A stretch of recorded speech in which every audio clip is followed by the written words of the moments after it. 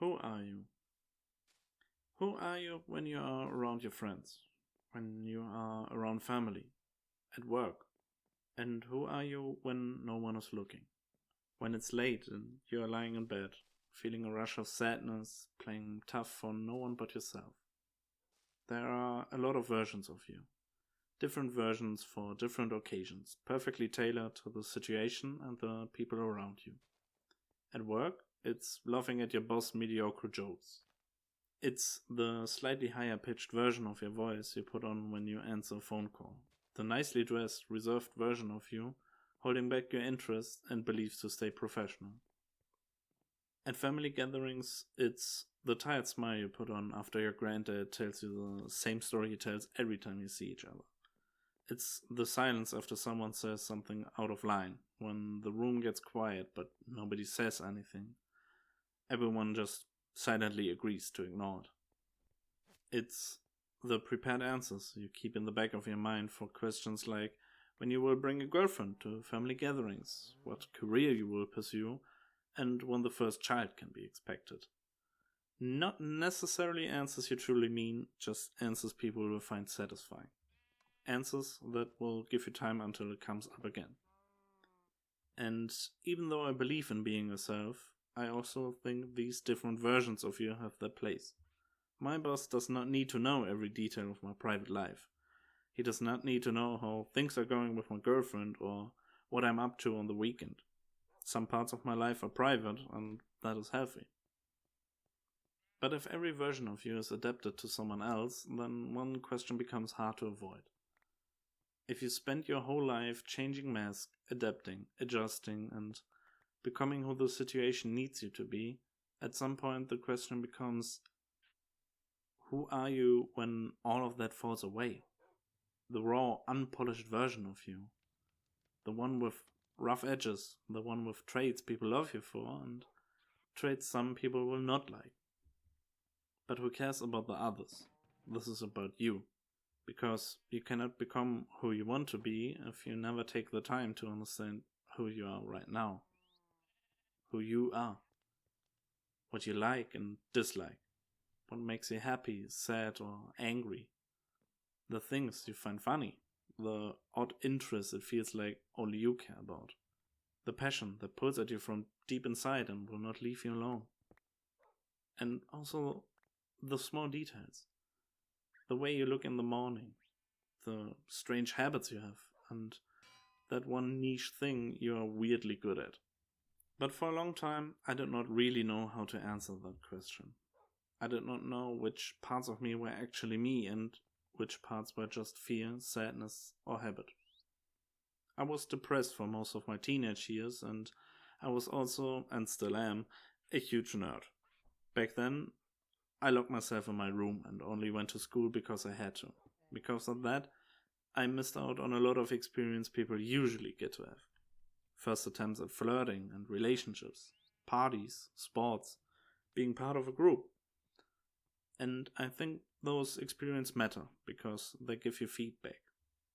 You learn what feels right, what feels wrong, what excites you, what drains you, and what kind of person you become in different situations.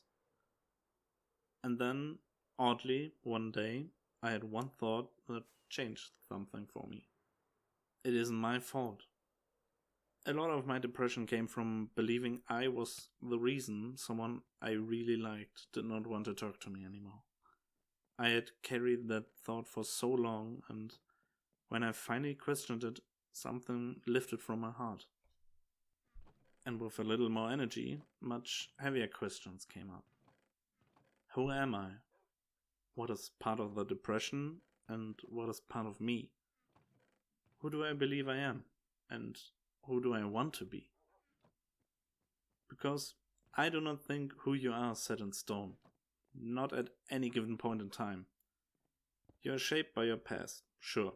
By your family, your friends, your fears, your habits, your environment. But you also have a say in who you become. I was a pessimist. I talked shit about myself, refused to see the good in things, and held myself back from having too much fun. Fast forward to now, I'm currently the happiest version of myself. I have great friends, a great life, and an even greater girlfriend. And it took a lot of time, effort, tears, long nights, and an absurd amount of self-reflection to get here. And that is why I wholeheartedly recommend getting to know yourself. Not because you need a perfect answer to the question, who am I? But because you need a starting point. Self-reflection is not just about understanding the past. It is about giving yourself a direction. And I did not get there by accident. At some point, I had to sit down and ask myself uncomfortable questions. Interestingly, I started my journey with a self-reflection test I found on the internet that had 10 questions. With questions like, what does love mean to you? Or, if you could imagine your ideal life, what would it look like? I recently read through my answers from 10 years ago, and so many of my views have changed over time. But that change was only visible because I once sat down and put in the initial work of actually reflecting on them. And now I'm 28 years old and I'm beginning to ask myself what makes me happy on a deeper level. Not the short-term fun I get from watching 30 minutes of short-form brain rot. I mean the happiness I feel after going for a run, after cooking myself a really nice meal, after visiting my mom and having a long breakfast with her, or simply seeing the way the morning sun falls into my flat. My point is, it takes time, and there's no rush. Getting to know yourself is, I guess, a lifelong journey with ups and downs. Sometimes you will believe, I am that person. Only to come back 3 years later and say, nope, definitely not that person. So, how do you actually start? I do not think you need a perfect system. You do not need to disappear into the mountains or reinvent your entire life. But there are a few small things that help me, and I want to share that with you. First, listen to your body.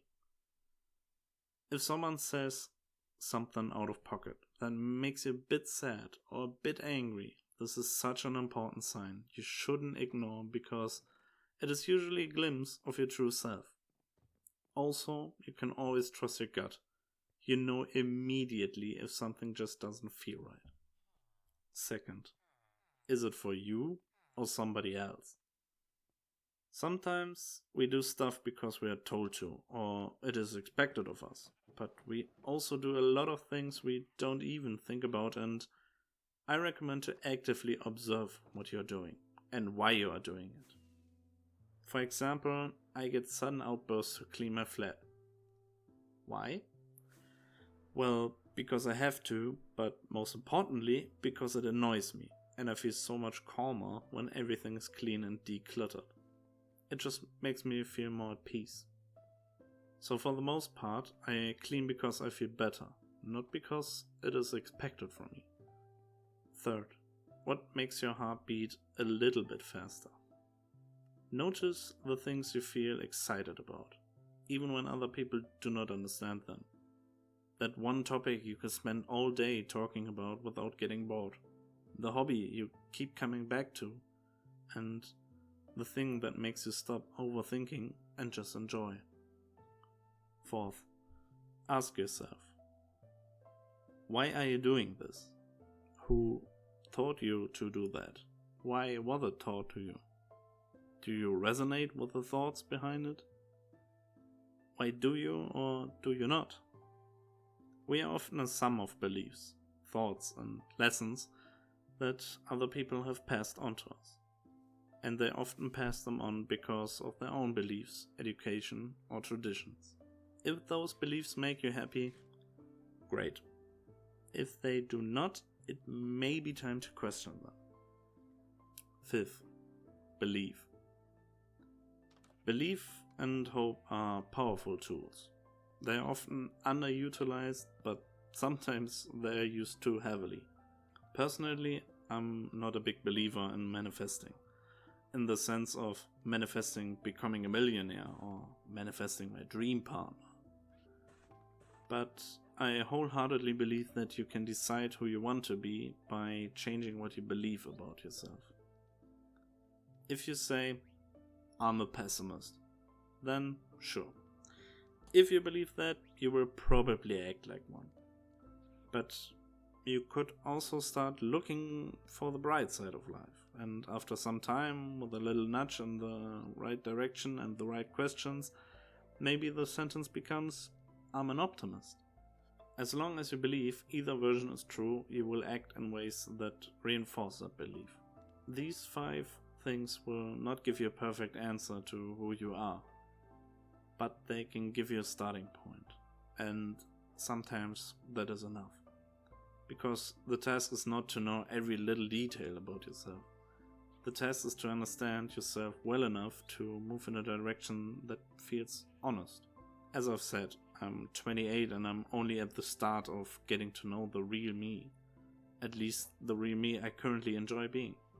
The me that does stuff that makes me happy and setting my future life up for success.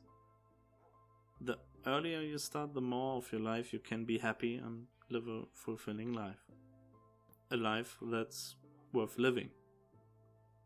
Thank you for listening, and as always, be kind.